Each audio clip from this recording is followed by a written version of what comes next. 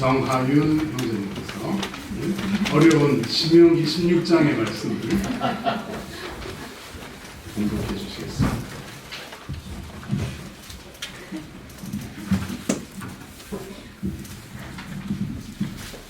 오늘 말씀은 신명기 16장의 1절에서 8절입니다.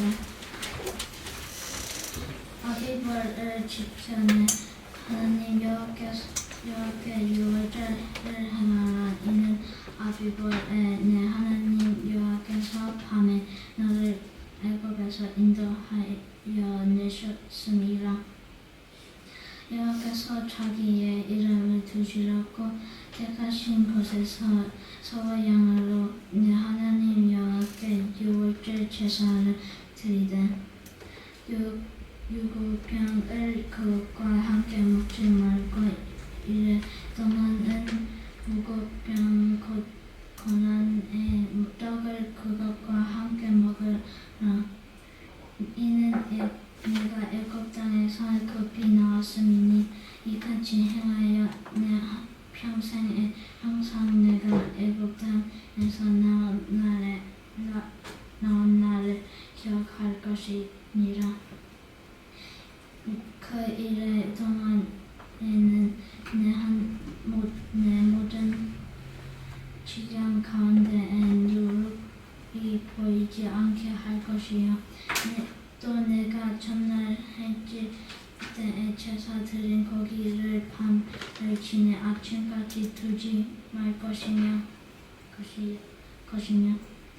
유월절 제사를 내 하나님 여호와께서 내게 주신 각 상에서 드리지 말고 오직 내 하나님 여호와께서 자기의 이름을 주시려고 택하신 곳에서 내가 애굽에서 나온 시각 곧 초저녁 해질 때에 유월절 제물을 드리고 내 하나님 여호와께서 택하신 곳에서 그 고기를 구워 먹고 아침에 내 장막으로 돌아갈 것이니라.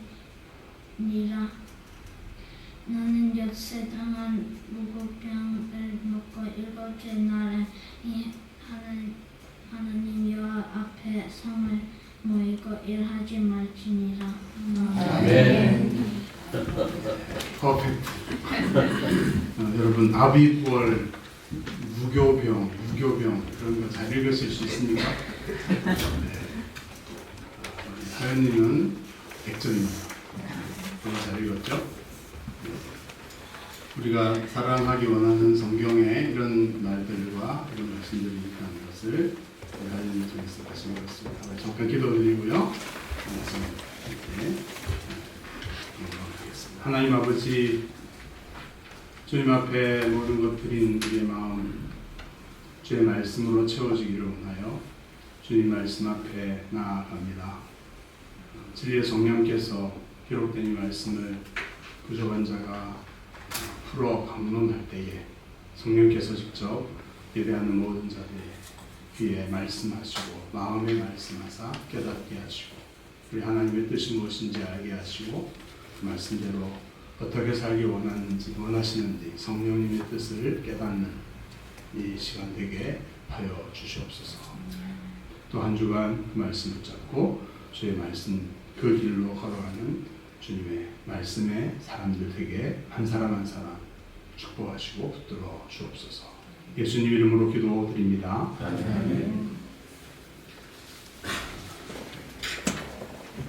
성경의 절기에 관한 구약의 많은 얘기들이 여러 곳에 나옵니다. 모세오경에 나오고 있는데 이 교회 생활을 하면서도 절기라는 걸 지키죠. 우리 한국 사람들은 또 24절기 해가지고 24절기도 있습니다. 뭔지 아시죠? 그것과는 구별되는 절기가 있습니다. 추수감사절을 언제 우리는 추수감사절 예배를 드리나요? 이렇게 질문하면 한국 교회는 대부분 미국에서 온 선교사님들이 복음 전해주고 그래서 그 미국의 전통과 절기의 영향을 많이 받아서 11월 셋째 주 여러분 11월 셋째 주 목요일 되면 블랙 뭐 그런 거 있죠? 블랙 프라이데이 맞나요? 그래서 가전제품을 엄청 할인해서 파는 추수감사절이 그렇게 되어져 있습니다. 근데 원래는 미국에 건너왔던 청교도들이 처음 소산을 하나님 앞에 드리는 거 이런 걸로 해서 11월 셋째 주 이렇게 되었는데 우리나라하고는 좀 추수하는 게 맞지 않습니다. 우리는 추석이잖아요. 8월 15일 음력 이제 9월 중순 이렇게 되는데 올해도 9월 말 정도에 추석이 있습니다. 추석에 과일과 이런 것들을 햇것을 주님께 드리는 이런 것들이 좀 맞지 않나. 9월 말과 11월 셋째 주는 약간 거리가 있어 보이고 영국에 오니까 영국 교회들도 이렇게 각 교단별로 추수감사절 하는 게 많이 다른 것 같습니다. 10월에 하는 경우들이 많은 것 같은데 우리 교회는 언제 합니까? 11월 셋째 주에 해왔다고 해서 오늘 올해까지는 11월 셋째 주에 하는 게 좋겠습니다. 특별한 건 아니고 여러분 집에서 정성껏 기르신 오이나 상추, 깻잎 이런 걸 가지고 오셔서 하나님 앞에 이렇게 드리면 좋을까요? 네. 추수감사절에 우리의 마음을 담아서 추수 이렇게 감사절을 지키면 성탄절도 있고 부활절도 있고 한데요. 하나님께서 그 백성들에게 어떤 절기를 이렇게 정해서 특별히 오늘 봤던 이 절기 세 가지 절기가 대표적으로 16장에 나오죠. 첫 번째 우리가 읽어본 것이 6월절 한번 따라해 볼까요? 6월절. 두 번째는 뭡니까? 77절. 77절이라는 것이 그 다음에 나오고 마지막 세 번째가 초막절. 다 들어보지 못했던 잘 사용하지 않는 절기일 수 있는데 이스라엘 백성들에게는 하나님께서는 이 절기를 얘기했습니다. 우리가 신명기 12장부터 26장까지를 보고 있는데 이것이 여호와 율법을 즐거워하는 복 있는 사람들이 주야로 묵상할 그 이스라엘 사람이었다면 우리가 그 내용이 신명기에 있는 이 핵심적인 본문이다. 그리고 그 중간쯤에 16장에 나오는 내용이 절기를 이렇게 지켜라 하는 말씀입니다. 이것이 이스라엘에게 어떤 의미가 있었고 오늘날 우리에게도 어떤 의미가 있는 것일까요? 절기를 지키는 것은 무슨 의미가 있는 것일까? 일단 오늘 6월절을 좀 살펴보고 그 다음에 전반적인 절기에 관한 주님의 뜻을 좀 헤아려 보는 시간 되었으면 좋겠습니다. 여러분 6월절 용어들이 좀 어렵죠? 아빕월. 아빕이라는 말은 그 이스라엘과 가나안 땅에서 농경 시대에 이렇게 했던 그래서 아빕이라는 말이 green ears 이런 뜻입니다. 초록 이삭. 이삭이 열렸는데 아직 초록이 있는 그 달의 이름이 아비벌이라고. 그래서 이제 열매가 익었지만 아직 거두는 게 익은 게 아니라 초록으로 열려 있는 그때가 1월인데 그때 하나님께서 이스라엘을 애굽 땅에서 구원해 내시는. 그래서 그 구원해 내신 그 달을 첫 달로 1월로 삼아라. 그래서 가나안 땅에서는 초록 이삭의 달 이렇게 불렀던 달을 이스라엘에서는 하나님께서는 그 달을 1월로 삼아라 이렇게 했습니다. 그래서 아비벌이 바로 그런 뜻이죠. 그래서 이스라엘을 하나님께서 구원하신 하나님이 오셔서 구원하신 그 달을 1월 달로 그래서 아비벌을 1월로 이렇게 삼게 되었다. 뭐 이런 정도의 상식을 가지시면 되겠습니다. 6월이라는 말은 뭐죠? 영어로 번역하면 패스오버죠. 넘어간다 이런 뜻이죠. 한자말이 어렵죠. 여러분 월담 많이 하셨습니까? 그 월이 넘을 월자, 담을 넘어서 도망간다. 이게 월담이죠. 자율학습 하는 시간에 담을 넘어서 도망간다. 그렇죠. 그 월, 6월 넘어간다. 무엇이 넘어갑니까? 내가 피를 볼 때에 너희를 넘어가리니 재앙이 너희에게 임하지 않을 것이다. 어린 양을 잡아서 문설주와 문기둥 같은 데 바르죠. 그날 밤에 하나님께서 모세를 통해서 이스라엘 백성에게 말씀하십니다. 10가지 마지막 재앙을 하실 때 피를 발라놓으면 죽음의 천사가 이집트 전역 모든 가정에 가서 그 가정의 장자, 첫 번째 난 장자, 짐승의 첫째까지도 다 죽이는. 그래서 이집트의 바로 왕이 자기가 신이라고 생각하고 또 자기 아들이 그 다음 또 신이 되는 이 파라오라고 하는 신으로 하나님을 대적하며 하나님의 명령 앞에서 거부하던 그들에게 하나님이 마지막으로 최후의 심판을 내리시는데, 그러나 그것을 면할 수 있는 방법은 어린 양의 피를 들어서 죽음의 천사가 칼을 들고 그 집에 가서 재앙을 임하게 할 것인데, 피가 발려져 있으면 이 집은 이미 죽었습니다 이런 뜻으로 알고 하나님이 넘어가시겠다. 하나님이 부리시는 그 심판, 죽음의 천사가 그 집을 넘어가는, 이것이 유월이라는 뜻이죠. 이것이 이스라엘 백성들이 망하지 않고 어린 양을 잡아서 그 피를 바르는 그런 의미였고, 그것을 지키라고 말씀하시는 거죠. 무교병은 무엇입니까? 무교병 한번 말해볼까요? 무교병. 예. 한자를 우리가 배워왔지만 이런 단어는 써본 적이 별로 없는데, 교라는 것은 누룩, 이스트를 말하는 것이죠. 누룩이 없는 병, 떡병자, 빵병, 누룩이 들어가지 않는 빵, unleavened bread, 이것이 무교병입니다. 여러분, 빵에 이렇게 이스트를 넣어서 부풀게 도우 같은 거 해서 그렇게 먹어야 피자가 부드럽고 맛있죠? 부풀지 않은 그 밀가루로 이렇게 하면 어떻게 되죠? 딱딱하고, 그렇죠, 부드럽지 않게 되죠. 그래서 누룩을 넣어야 되는데, 이때는 누룩을 넣지 않는 떡을 7일 동안 먹어야 했습니다. 왜 그랬을까요? 오늘 본문에 보면 그 이유가 나와 있죠. 누룩이 보이지 않게 할 것이요, 4절에도 보면. 그리고 첫날 해질 때에 제사 드린 고기를 밤을 지내 아침까지 두지 말아라. 이렇게 6월절에서 지켜야 될 그런 방식들을 이렇게 하고 있는데, 그 특징들은 원래의 6월절과 이스라엘 백성들이 1년에 한 번 그 기간이 되면 똑같은 방식으로 6월절을 체험하는 그런 일을 해라. 그래서 왜 그렇게 무교병을 먹어야 되냐면, 오리지널 처음에 나올 때 그들이 갑작스럽게 하나님이 이스라엘을 구원할 테니 짐 싸가지고 집을 떠나라 이렇게 하시는 거예요. 막 싸고 있고 먹을 게 없으니까 양을 그냥 잡아서 피를 바르고 양을 바로 구워서 삶지도 못하고 그릇 같은 건 다 쌓여져 있었으므로 먹고는 바로 출발해야 되는 이런 급박한 상황이었기 때문에 그냥 먹고, 그 다음에 내일 먹어야지 하고 남겨두면 안 되죠. 다 썩어버리니까 그날 밤에 먹고 다음날까지 남겨두지 않고 급하게 허리에 띠를 띠고 옷을 다 입고 출발 준비를 하고서 양을 잡아서 먹는 것입니다. 그리고 떡도 미리 준비하지 못했기 때문에 빵도 이스트를 넣어서 부풀리지 못한 그런 상태에서 먹었던 그 첫날의 급박한 그 첫날 6월절의 경험을 너희도 똑같이 해라. 그러니까 6월절 절기를 지키는 것이 우리 12장부터 14장 이렇게 봤을 때 11조 드리고 하는 그런 절기는 마음껏 먹어라.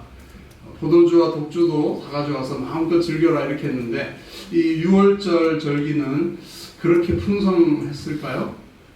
첫 번째 했던 6월절 급하게 이사 나오면서 짐 싸가지고 막 피난 가는 분위기에서 양 잡아서 먹고 다 버리고 가는, 떡도 이렇게 부풀어 오르지 않는 반죽이 그렇게 돼서 그냥 있는 대로 구워서 먹는 이런 것을 7일 동안 해야 되는 6월절이 별로 좋지는 않겠죠? 근데 그것을 경험하도록 해라. 너희뿐 아니라 너희 자녀도 이렇게 하고 있습니다. 77절이나 초막절도 마찬가지입니다. 초막절이 되면 초막을 짓고 7일 동안 살아야 됩니다. 이스라엘 사람들이 자기 집을 떠나서, 여러분 캠핑 좋아하세요? 근데 이건 강제적이에요. 그래서 그리고 요즘처럼 좋은 캠핑 도구가 아니라 광야에서 구했던 그런 나무를 가지고 천조각을 해가지고 텐트를 만들고 거기서 7일 동안 생활해요. 우리 6.25 전쟁 때 먹었던 주먹밥 먹어보기 행사 이런 거 하는 것처럼 그런 일을 1년에 3번씩 강제적으로 의무적으로 하나님께서는 하게 하셨습니다. 왜 그렇게 하셨을까요? 똑같이 경험해보게 하신 이유는 무엇일까? 6월절 절기가 그렇게 중요한 것일까요? 어린이 여러분들도 지금 이렇게 쓰고 있는데 이 절기를 지키는 데는 예외가 아니죠.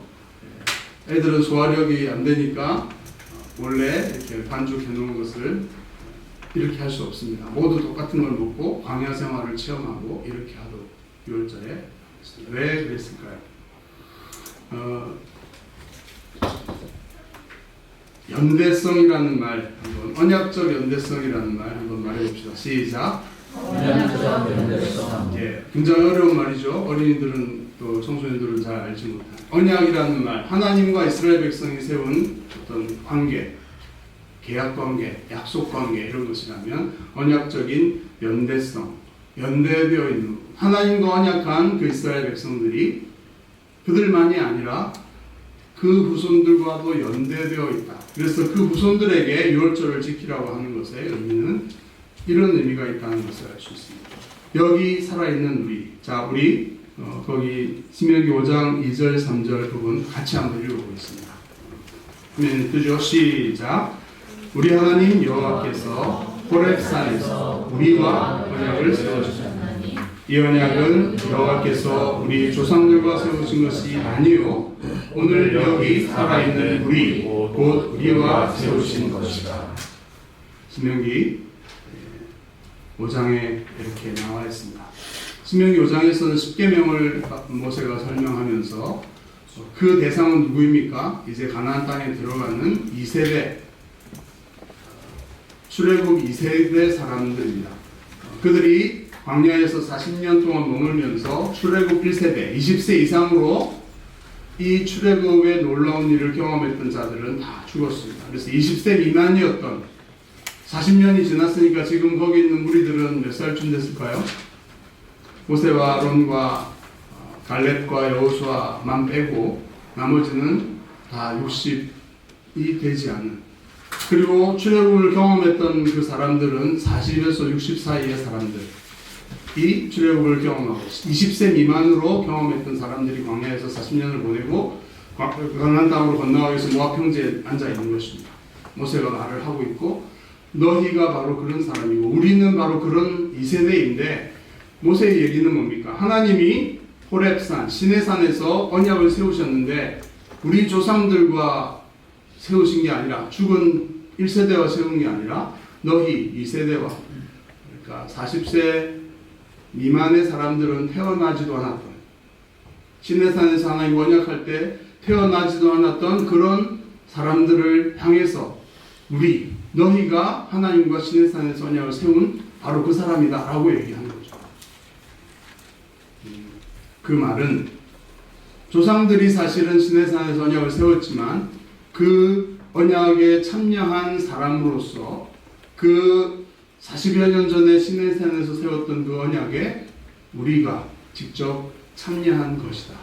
언약적으로 우리가 연대되어 있고 결속되어 있기 때문에 성경에 나오는 출애굽기 20장에 나오는 시내산에서 이스라엘 백성의 대표에게 하나님이 청혼 프로포즈를 하시고 이스라엘이 함께 하나님의 백성이 되겠습니다 하고 예스 응낙을 해서 하나님과 결혼 서약을 하는 그 언약의 장소에 너희가 사실 없었지만 너희가 바로 언약의 당사자다. 30대 40대 되는 너희가 그때 그 산에 있었고 하나님과 언약했다 이렇게 말을 하고 있는, 우리가 하나님과 언약한 사람이다. 조상들 죽은 사람들과 하신 게 아니라 우리와 했다 이렇게 말하고 있습니다. 억지일까요? 신명기의 중요한 이 연대성, 공동체성의 신학은 굉장히 중요한 의미를 갖고 있습니다. 바로 우리가 산 위에서 대면해서 하나님과 말씀하셨습니다. 너희와 대면하여 말씀하셨다. 이렇게 말하고 있는 너희는 40대 그런 사람들이거든요. 그때 태어나지도 않았던 사람들인데 너희가 그 산에서 하나님, 그러니까 조상들이 했던 것을 너희라고 하면서 너희가 그렇게 했다고 모세는 표현하고 있는 거예요. 세대가 아무리 지나도 이 6월절을 너희가 지키면서 왜 똑같이 처음에 나올 때랑 1세대가 했던 것과 똑같이 6월절을 지켜라. 그걸 체험해라. 그때 먹었던 음식을 먹고 그때 먹었던 텐트에서 살면서 광야를 체험해보라고 하는 것일까요? 역사를 잊으면 안 돼. 이 정도의 교훈이 아닙니다. 언약적으로 너희는 연대되어 있고 너희가 바로 언약의 주인공이다 라고 말하는 것이죠. 여러분, 이 논리가 맞다면 이것이 그냥 모세가 수사적으로 표현한 것이 아니라 진짜 끈끈하게 그 언약적 공동체에 우리가 어떤 방식으로든 연대되어 있다면 우리가 이 하나님과 언약한 이 출애굽기 20장을 읽고 우리 신명기 5장을 읽고 하면서 우리는 뭐라고 생각해야 됩니까? 아, 우리가 언약의 당사자구나 이렇게 생각하고 받아들여야 되죠. 여러분, 옆 사람에게 한번 얘기합시다. 우리가 언약의 당사자입니다. 성경을 읽으실 때에 이 사람들이 이랬네 이렇게 하지 마시고 내가 거기에 참여했고 내가 당사자로서 마치 성경 과거 역사 속에 내가 타임머신을 타고 가서 그들과 함께 하나님과 언약하는 것처럼 입체적인 상상을 하면서 성경을 읽으시고 주인공으로서 성경을 읽으시라는 거죠. 모세는 그것을 요구하고 있는 거죠. 그래서 유월절을 지키라고 하는 것도 세대가 지나면 100년, 200년 지나면 이스라엘이 계속 절기가 되면 1월, 3월, 4월쯤 되는 부활절 할 때가 사실은 이 아비월이거든요. 첫 이상이라 3월, 4월 그때 부활절 될 쯤을 1월로 해가지고 이스라엘 사람들은 6월절을 아직도 지키죠. 근데 거기에 그걸 하면서 옛날 몇천 년 전에 우리 조상들 이게 아니라 너희가 당사자다 이렇게 얘기하고 이것이 가진 의미는 무엇일까요? 신약 공동체도 연결이 될까요? 우리가 잘 아는 것처럼 갈라디아서, 에베소서 이런 말씀을 보면 이방인들인 우리도 복음 안에서 그리스도 예수 안에서 함께 상속자가 되고 함께 언약에 참여하는 지체가 된다 이렇게 말하고 있습니다. 신약의 혈통적으로는 아니지만 이스라엘 사람들의 한계는 혈통을 중시했고 12지파 중에 혈통이 어디냐 이렇게 했지만 바울은 그것이 아니라는 것을 깨뜨렸죠. 이방인이 그리스도 안에서 믿음으로 말미암아 그 언약에 참여하는 새 언약에 참여하는 새 언약의 백성, 새 이스라엘이다 이렇게 바울은 명확하게 하나님의 뜻을 얘기했습니다. 그래서 이스라엘을 택하시고 모든 민족을 구원하시고 그들을 회복시키시는 하나님의 계획이 그리스도 예수의 복음 안에서 실현되어져서 여러분 구약과 신약을 다 믿으시면 우리가 바로 모세로부터 바울을 거쳐서 성경의 주인공, 그 언약 공동체에 연대해서 참여하는 주인공이다. 나는 언약의 상속자고 당사자다 하는 인식을 받아들이셔야죠. 여러분 그렇게 생각하십니까? 6월절을 우리가 지켜야 됩니까? 그러면 6월절을 문자적으로 지킬 필요는 없지만 그 의미들을 알아야 되죠. 여러분 재미있는 것은 이브리서 7장 10절에 보면 멜기세덱에게 아브라함이 전쟁에 승리하고 노량물의 11조를 바쳤는데 레위가 아브라함의 허리에 있으면서 아브라함과 함께 11조를 멜기세덱에게 바쳤다라고 히브리서 기자는 그가 누구인지 모르지만 그렇게 얘기하고 있습니다. 레위가 태어나기도 전에 아브라함이 아들 이삭 그리고 손자가 레위죠.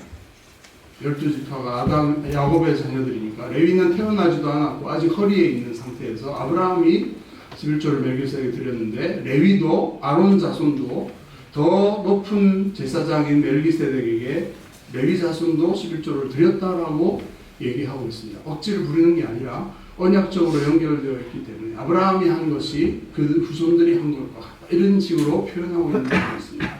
이것도 언약적인 공동체성, 연대성을 가지고 이해할 수 있는 것이죠. 우리도 그 주인공, 성경의 주인공으로 우리는 이 자리에 앉아 있는 것입니다. 자 그러면 마지막 부분에서 신약에서의 언약적 연대성이 어떻게 나타나고 있는가. 예수님이 6월절을 지키시면서 마지막 6월절에 제자들에게 명령해서 6월절을 준비하게 하셨죠. 그리고 드시면서 그 6월절 만찬을 하면서 우리가 지금 봤던 그 6월절을 2000년 전에 지키면서 예수님도 떡을 주시면서 그 떡은 무슨 떡일까요? 1번 유교병, 2번 무교병. 무교병이겠죠 당연히. 누룩이 들어가지 않은 절차. 별로 맛이 없어 보이고 딱딱한 떡일 것입니다. 그것을 주면서 이건 내 몸이다라고 말씀하셨습니다. 또 포도주를 주시면서 이건 내 피다라고 하시면서 이것을 지켜 행하라. 주님께서는 유월절 절기를 가지고서 또 다른 성찬식을 제정하시고 그것을 계속해서 이어서 지키라. 우리가 성찬을 합니다. 그렇죠? 어떤 의미입니까? 그때 제자들이 예수님과 함께 만찬에 참여해서 받았던 그 자리에 우리는 언약적으로 연대해서 가 있는 것이죠. 그리고 성찬식에 참여하면서 그 마음을 가지고 주님이 진짜, 그리고 이 몸이 내 몸이고 내 피다. 그리고 언약의 피라고 예수님이 표현하셨는데요. 이 언약의 피라는 표현은 출애굽기 24장에 나오는 모세가 이스라엘 백성과 시내산에서 언약을 세워서 하나님과 목숨을 피를 쏟아서 약속한 그 언약을 얘기하는 것이죠. 그래서 새 언약의 피라고 표현하면서 예수님께서 그 언약을 새롭게 하시면서 새 이스라엘 백성이 예수님 안에서 이제 새 언약에 참여하는 것을 얘기합니다. 우리가 바로 거기에 주인공으로 참여하고 있는 것입니다. 바울은 그 사실을 이어서 얘기하면서 무릇 그리스도 예수와 합하여 세례를 받으면, 성찬뿐 아니라 세례를 받으면 예수의 죽음과 합하여 죽는 것이고 예수님의 부활과 합하여 부활할 것을. 그래서 이런 합하여 연대하고 연합하는 이것들이 우리 신앙에서 굉장히 중요한 것이고, 예수님의 죽으심과 부활이 나와 관계가 있다는 것은 이처럼 연대되어 있다는 뜻입니다. 여러분 그것을 믿으시나요?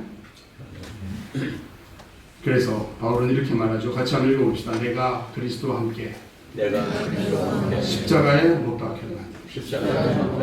그런즉 이제는 내가 사는 것이 아니에요. 이 바울의 고백이 그냥 수사적으로 멋진 얘기가 아니라 이런 구약과 신약의 면면이 흘러오는 언약적 연대라고 하는 공동체성이라고 하는 원리 가운데서 바울은 예수의 죽음이 자기의 죽음이, 내가 그리스도와 함께 죽었다. 그리고 그리스도와 함께 살았다. 시간적으로는 내가 아직 육체의 부활에 가지 않았지만 예수님이 부활하셨기 때문에 나는 확실히 예수님과 함께 연대해서 부활에 참여할 것이다 라는 것을 확신하면서 이제는 내가 사는 게 아니라 내 안에 그리스도가 사신다. 이렇게 말하고 나는 죽었다. 이렇게 말하는 거죠. 시대착오적인 표현들을 하지만 이 언약적 연대라고 하는 이 관점에서 보면 바울의 얘기는 너무나 맞는 것이고, 우리도 똑같이 여러분 늙어가면서 몸이 연약해져 가면서 슬프시기도 하지만, 어린이들은 그렇지 않겠지만 실망하지 마십시오. 그리스도의 부활이 나의 부활이고 예수님의 부활에 내가 반드시 참여할 것이다. 믿음을 가지고 살아가면 좋겠습니다. 그러면 우리는 어떻게 살아야 될까요? 성경 읽기, 참여적, 체험적 성경 읽기라고 저는 말을 지어봤습니다. 역사적이고 입체적이고 드라마적이고 주인공적인 참여가 가능하죠. 그렇죠? 성경을 읽을 때 2000년 전, 4000년 전의 얘기라도 내가 만약에 주인공으로서 이 말씀에 참여하고, 물론 내가 그런 결정을 하고 그런 행동을 한 것은 아니지만 하나님이 그들에게 하셨던 그 행동이 우리에게 하신 것으로 연결되어 있음을 바라보면서 생생하고 재미있게 드라마틱하게 성경을 읽을 수 있습니다. 그리고 그 약속을 나의 것으로 받을 수 있죠. 우리 교회가 어떻게 절기를 지킬까요? 여러분 절기를 지키면서 능동적으로 이렇게 선녀적으로 지켜오셨나요? 우리 교회가 그렇게 했으면 좋겠습니다. 추수감사절도 맥주절이나 초막절이나 이런 정신들이 이어져 신약에도 이어지는 것이니까요.